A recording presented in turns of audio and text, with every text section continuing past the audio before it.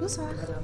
Je cherche la salle 1, elle est là-haut, en SES de seconde Ouais, A. là vous montez l'escalier, Ouais. c'est la salle qui est tout au bout. Voilà, Bonjour. là. Alors c'était un grand. L'histoire de base de la création des cours d'adultes d'une manière générale. Au départ, il y a une volonté un peu à la fois philanthropique et puis aussi très intéressée de former la main-d'œuvre ouvrière qui arrive dans la grande ville au moment de l'industrialisation. Je suis Cécile Duportail, je suis responsable des cours d'adultes d'Alésia et proviseur du lycée d'adultes. Et on le sait qu'il y a des parcours de vie qui font que beaucoup de jeunes ne vont pas au bout de leurs études.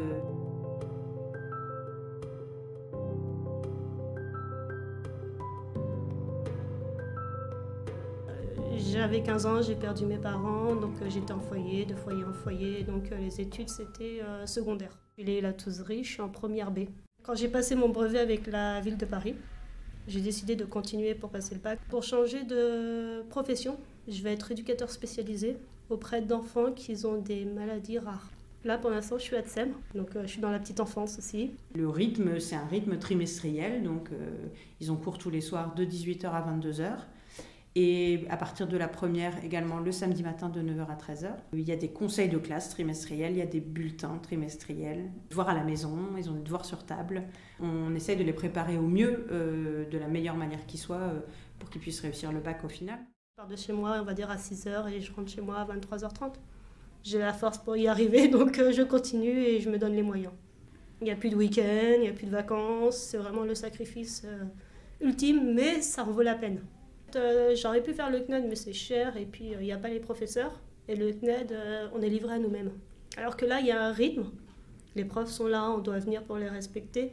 Et franchement, ça fait du bien de voir un prof qui nous explique, qui est là à nos cours, qui nous donne des petits conseils. Les professeurs sont bienveillants. Ils m'ont réappris à avoir confiance en moi. Franchement, ça fait du bien.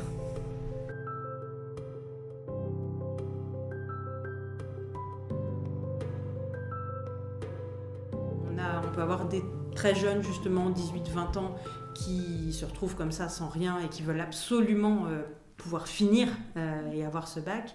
On a des un petit peu plus âgés, 20-25 ans, qui avaient décroché et qui, quelques années après, ont un peu mûri leur projet et se disent « Non, maintenant j'y vois plus clair, je sais ce que j'ai envie de faire ». Et puis on a des personnes de 30 à 50 ans qui ont déjà commencé une vie professionnelle et qui soit veulent avoir leur bac et faire des études pour avoir un emploi plus qualifié et plus satisfaisant aussi intellectuellement pour eux.